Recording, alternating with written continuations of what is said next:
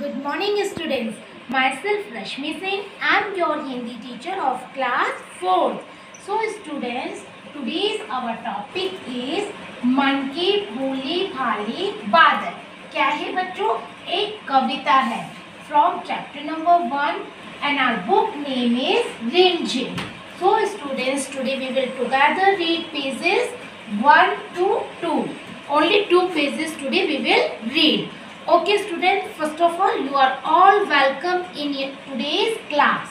This is your NCERT book Rimjim and this is your chapter number 1 मन की भोली भाली बादल. तो बच्चों, कविता को पढ़ने से पहले आज हम ये जानेंगे कि बादल कैसे होते हैं. बादल बच्चों, यदि आप देखोगे ना, अपने चारों ओर देखोगे तो कैसे नजर आएंगे? भिन्न भिन्न आकार में आपको नजर आएंगे, है ना. जो बादलों का आकार होता है बच्चों, वो हमारे मन की कल्पना पर निर्भर करता है कि हम बादलों का दृश्य अपने मन में कैसा सोचते हैं. बादलों का कई बार हमें लगता है, बादलों का जो दृश्य होता है एक पेड़ के समान लगते हैं कभी हमें बादल, कभी बादल मानव आकृति में लगते हैं, तो कभी बादल गुब्बारों के जैसे लगते हैं, तो कई बार जो बादल होते हैं परियों के पंख के जैसे लगते हैं. ये सब इनकी आकृतियां हमारे मन पर निर्भर करती हैं. तो हमारी जो ये आज की कविता है बादल, तो बादल की समानता बच्चों किन किन से की गई है? Please pay attention towards black board. तो देखिए बच्चों, झबर झबर बालों वाले. झबर झबर बालों वाले मतलब घुंघराले बालों के समान बादल दिखाई देते हैं. सेकंड, गुब्बारों के समान गालों वाले. गुब्बारों के समान, जैसे गुब्बारे फूले हुए होते हैं वैसे ही बादल लगते हैं. जोकर के समान तोंद फुलाए. जोकर क्या करता है बच्चों? सर्कस में काम करता है, लोगों का मनोरंजन करने का काम करता है. तो कई बार जोकर लोगों को हंसाने के लिए अपनी तोंद को फुलाता है. तो यहाँ पर बादलों की तुलना जोकर के समान तोंद फुलाए हुए की गई है. हाथी के समान सूंड उठाए बादलों को बताया गया है. नेक्स्ट, ऊँटों के समान कुबड़ वाले. जो बादल होते हैं वो ऊँटों के समान, जो कुबड़ होती है बच्चों, उसके समान यहाँ बताया गया है. परियों के पंख जैसे. और बादलों को क्या बताया गया है? परियों के पंखों के जैसे.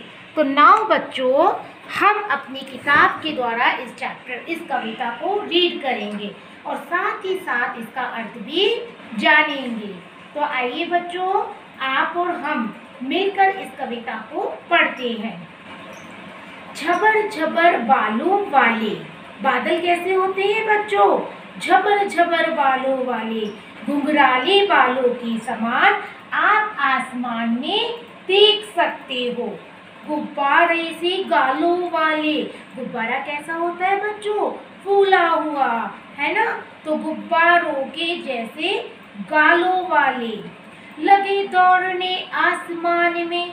और आसमान में क्या कर रहे हैं बादल? दौड़ लगा रहे हैं. झूम झूम कर काले बादल. और झूम झूम कर जैसे बादल नृत्य कर रहे हो, है ना. यहाँ पे काले बादल क्यों बोला गया है? यदि आप देखोगे सामान्य तौर पर बादलों का रंग कैसा होता है बच्चों? नीला. लेकिन जब बादलों में क्या होता है? घनघोर घटाएं उड़ती हैं, काले काले मेघ बरसते हैं, है ना. चारों ओर अंधकार छा जाता है. तो उस स्थिति में बादलों का रंग भी काला नजर आता है. कुछ जोकर से तोंद फुलाए. जोकर कैसा होता है बच्चों? तोंद फुलाए हुए. और कई बार आपने उसकी नोज देखी है बच्चों? नोज एकदम टमाटर की जैसी होती है. ऐसा क्यों होता है? क्योंकि जोकर लोगों को हंसाने का काम करता है. तो यहाँ पर बादलों की तुलना जोकर से की गई है. कुछ ऊँटों से कुबड़ वाले.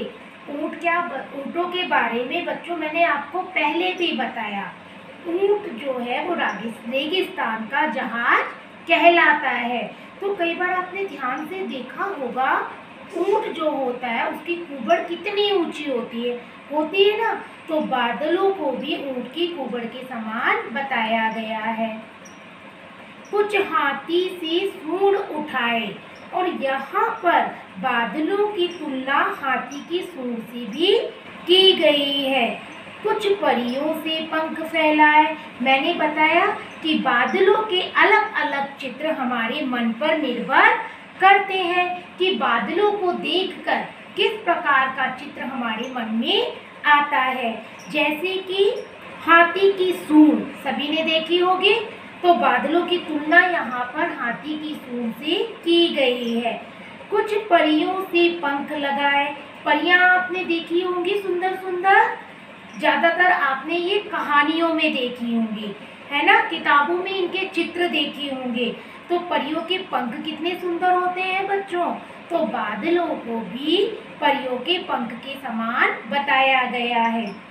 आपस में टकराती रह रहे शेरों से मतवाले बादल। आपस में टकराते मतलब जब बादल पानी से लद जाते हैं और भारी हो जाते हैं तो क्या करते हैं बच्चों, आपस में टकराते हैं। जब कोई दो वस्तुएं आपस में टकराती हैं तो बच्चों क्या होता है, उनसे ध्वनि आती है।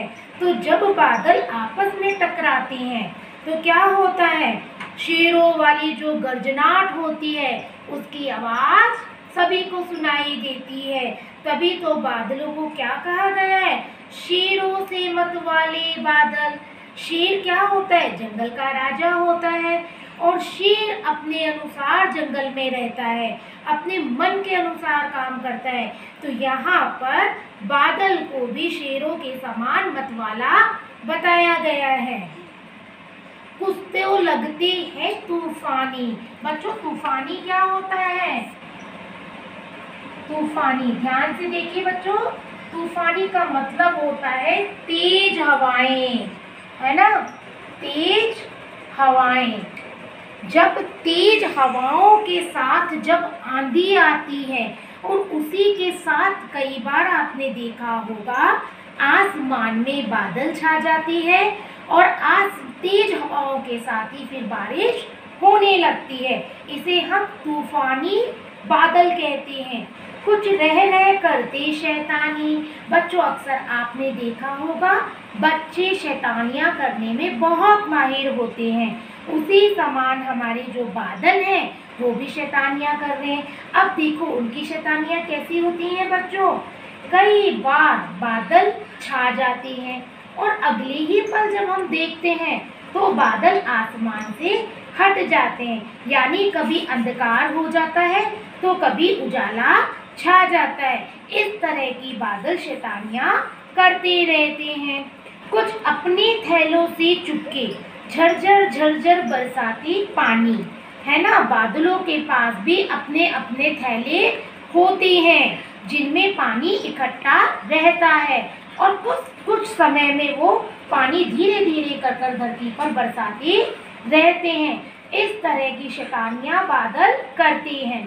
नहीं किसी की सुनते कुछ भी, नहीं किसी की भी बात को वो सुनते हैं, अपने अनुसार काम करते हैं। ढोलक ढोल बजाती बादल। जब दो बादल आपस में टकराते हैं तो बच्चों कैसी आवाज़ आती है, गर्जना करने की।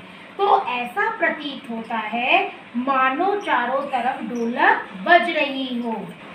नेक्स्ट पेज को बच्चों हम पढ़ेंगे। रह कर छत पर आ जाते, कुछ समय रुक रुक कर बादल छत पर आ जाते। अच्छा बच्चों आपने देखा होगा जब बारिश होती है तो बच्चे अक्सर छत पर चढ़ जाते हैं और उस सुहानी मौसम का पूरा आनंद लेते हैं। जब हम छत पर चढ़ते हैं ना बच्चों तो हमें क्या दिखाई देते हैं, चारों ओर बादल दिखाई देते हैं। लेकिन बादलों की जो आँख मिचौली का खेल होता है उसे हम छत पे से स्पष्ट रूप से देख सकते हैं। कभी कभी तो बादल छा जाते हैं और कभी कभी चुपके ऊपर उड़ जाते और चुपके से हट जाते हैं।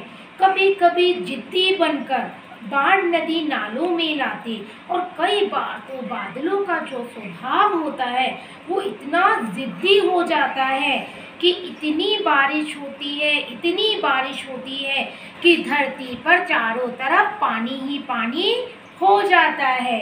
और जब ज़्यादा मात्रा पानी की होगी तो कहाँ जाएगा पानी बच्चों? बाढ़ों के रूप में नदी नालों में क्या आ जाती है? बाढ़ आ जाती है।